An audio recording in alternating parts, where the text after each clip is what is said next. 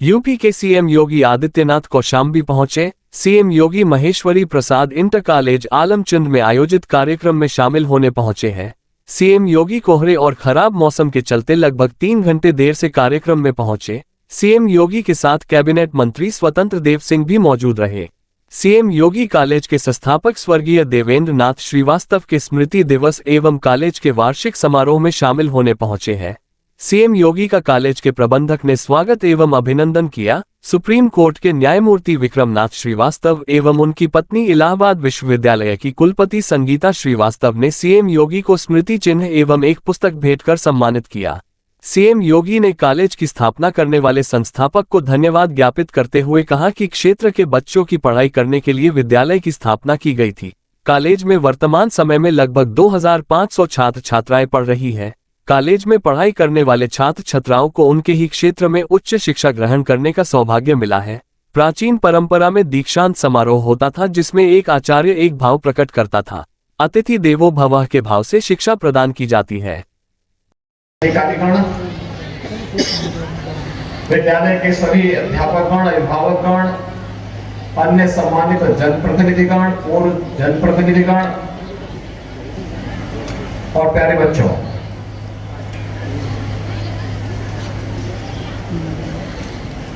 आज मुझे आप सबके बीच में आकर के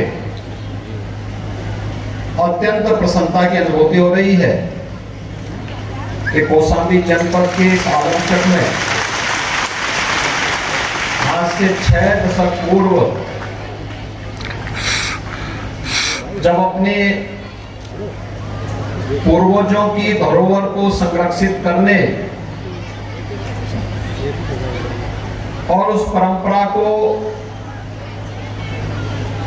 यहां की स्मृतियों में बने रहने के लिए जब उस समय के प्रख्यात अधिवक्ता श्री देवेंद्र नाथ श्रीवास्तव जी ने इस विद्यालय की शुरुआत की होगी, उस समय ये क्षेत्र कितना पिछड़ा रहा होगा, लेकिन मन में एक भाव था परोपकार का, जन सेवा का। बालकों की संख्या मात्र 1173 है, यानी बेटियां एक बार फिर से यहां पे भी स्थान प्राप्त कर ली, आगे अपना स्थान बना ली। ये जो 2500 से अधिक बालकों को उन्हीं के जनपद में, उन्हीं के गांव के इर्द गिर्द शिक्षा का एक उत्तम केंद्र मिला है,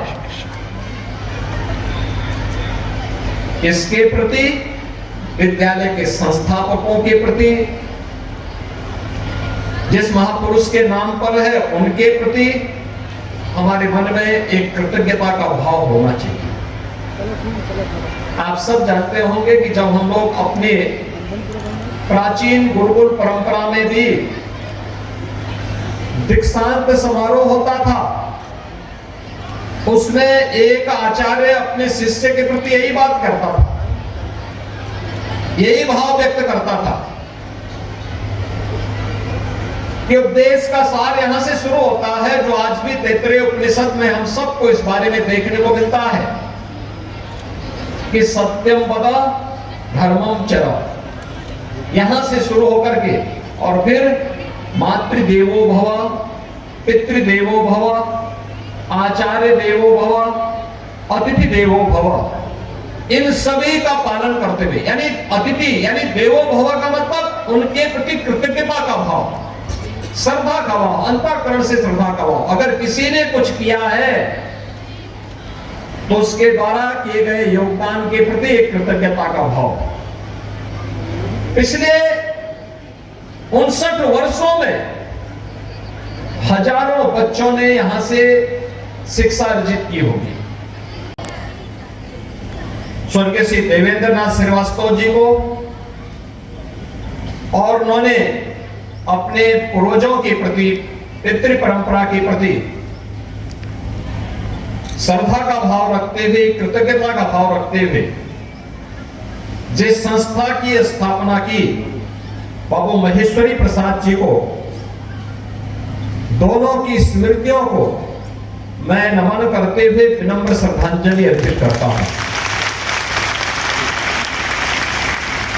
भाइयों बहनों, हम सब जानते हैं इस बात को। आप रामचरितमानस पढ़ते होंगे, उसमें तुलसीदास जी ने भी एक बात कही। कुछ वीडियो बनाए हो? उससे पहले आप जितने भी धार्मिक ग्रंथों को पढ़ेंगे और भारत की परंपरा के बारे में जितनी भी जानकारी लेंगे, आपको एक बात की जानकारी जरूर होगी। वो हमें एक ही प्रेरणा देते हैं। श्रीमद् भगवत गीता हो, रामचरितमानस हो, या अन्य जो भी ऐसे पैतृक, जो भी हमारी ऐसे पौराणिक परंपरा से जुड़े हुए स्थल हैं या ग्रंथ हैं, वे हमें एक बात की प्रेरणा देते हैं। श्रद्धावान लभते ज्ञानम।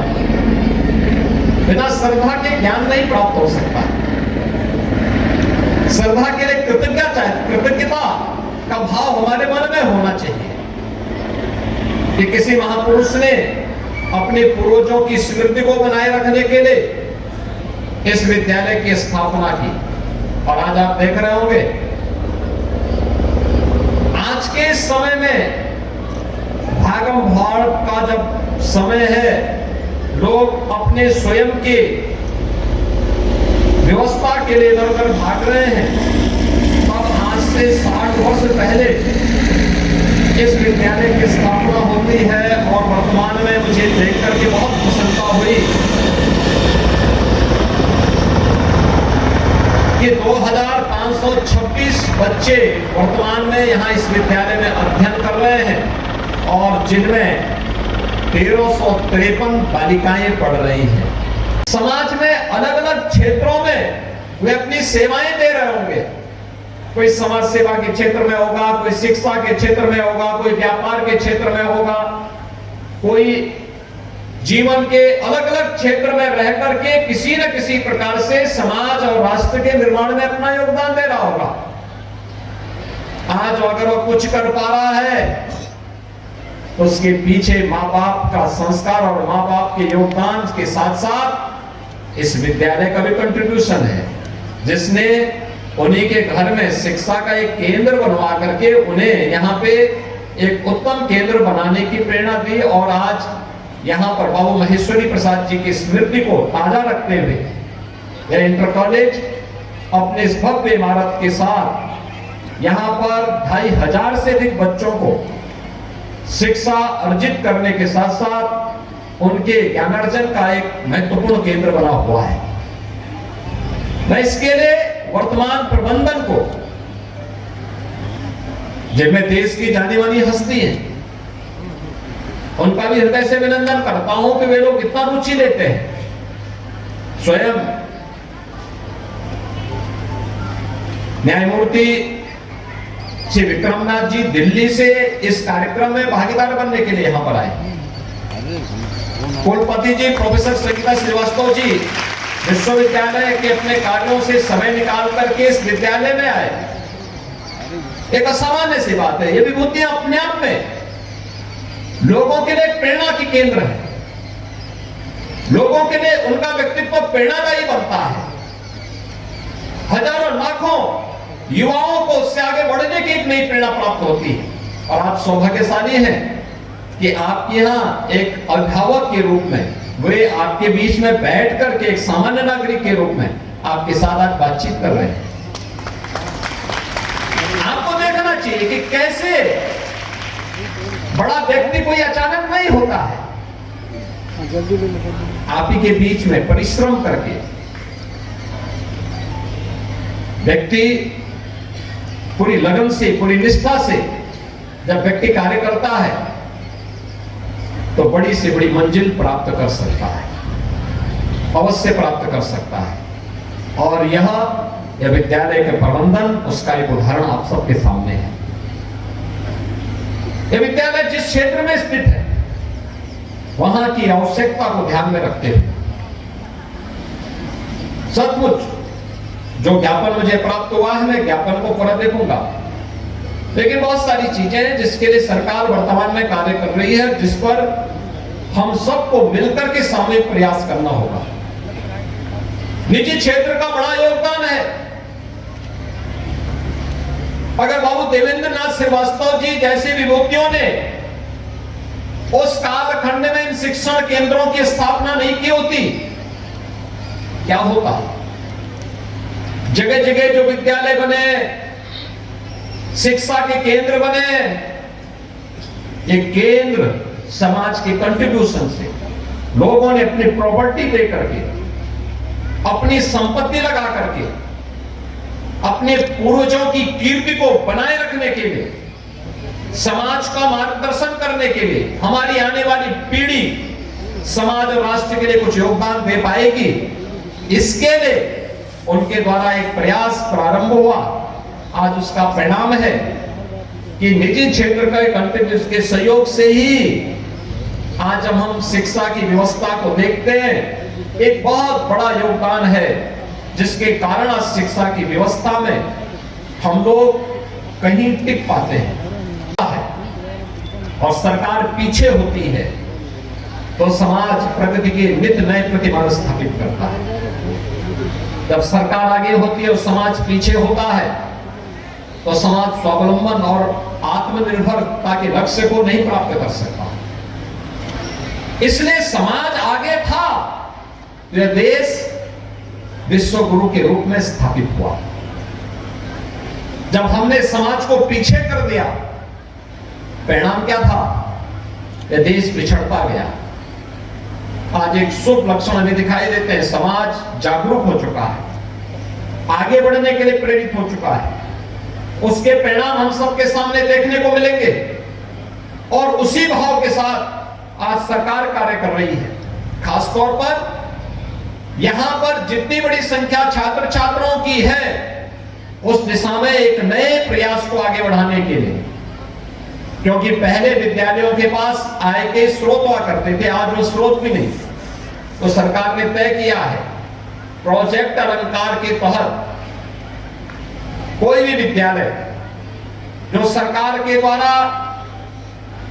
वित्त पोषित है या सरकारी विद्यालय है, उन सभी विद्यालयों के हमने एक व्यवस्था दी है। इस व्यवस्था के अंतर्गत भवन निर्माण के लिए सरकार उसमें सहयोग कर रही है, जिसमें हमारा कहना है कि आप 75% पैसा सरकार देगी, 75 से 90% पैसा सरकार दे रही है और 10 से 25% के बीच प्रबंधन को जन सेवकता CSR से लेकर के उसमें अपना कंट्रीब्यूशन देना है। भव्यवान अच्छे भवन बन सकते हैं। दूसरा, हमें आज कुछ नई चीजों को अपनाना पड़ेगा।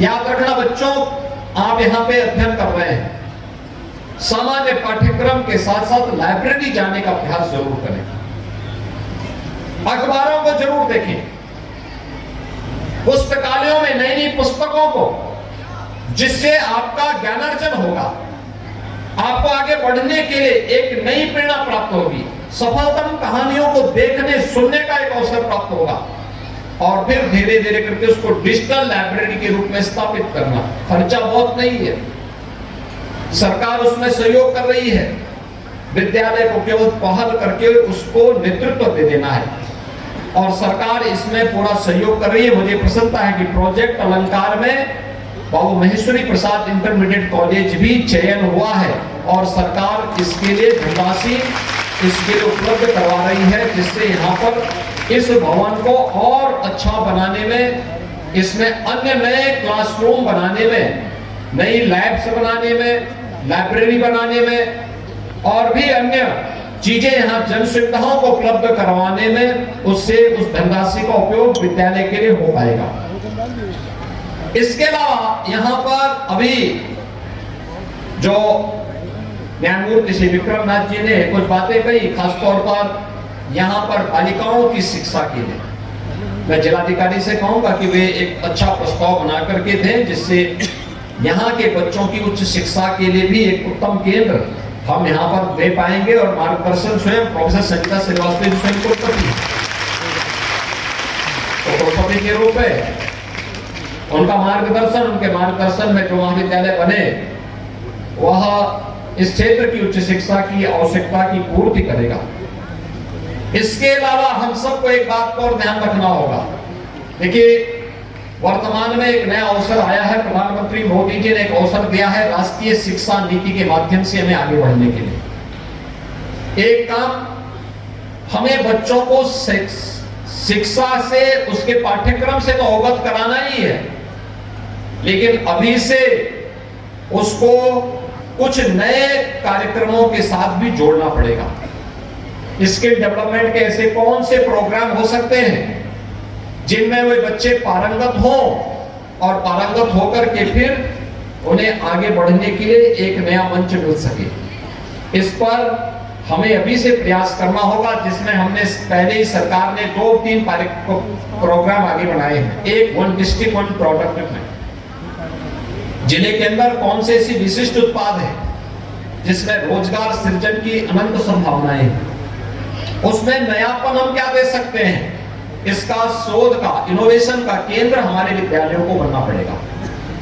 दूसरा, विश्वकर्मा श्रम सम्मान या पीएम विश्वकर्मा योजना, परंपरागत हस्तशिल्पी और कारीगरों के प्रशिक्षण के लिए भी हम लोग एक नए अभिनव प्रयोग को आगे बढ़ा सकते हैं। सरकार इसमें भी अच्छा सपोर्ट कर रही है। एक पक्ष यह विद्यालय का आना चाहिए, यह राष्ट्रीय शिक्षा नीति में आपको पारंगत कर देगा, और दूसरा है स्पोर्ट्स का, खेलो इंडिया खेलो। आपने देखा होगा कि भारत ने पिछले 9 वर्ष में खेल के क्षेत्र में कुछ नए प्रतिमान गढ़े हैं, विकास की एक नई दौड़ में आगे बढ़ा है। आज हमारे खिलाड़ी ओलंपिक में जाते हैं, एशियन गेम्स में जाते हैं, वहां पर हमारे खिलाड़ी अच्छा प्रदर्शन कर रहे हैं। अब तक के ओलंपिक में सबसे अच्छा प्रदर्शन भारतीय खिलाड़ियों का रहा है, और एशियन गेम्स में भी पहली बार भारत के खिलाड़ियों को 100 से ज्यादा पदक प्राप्त हुए।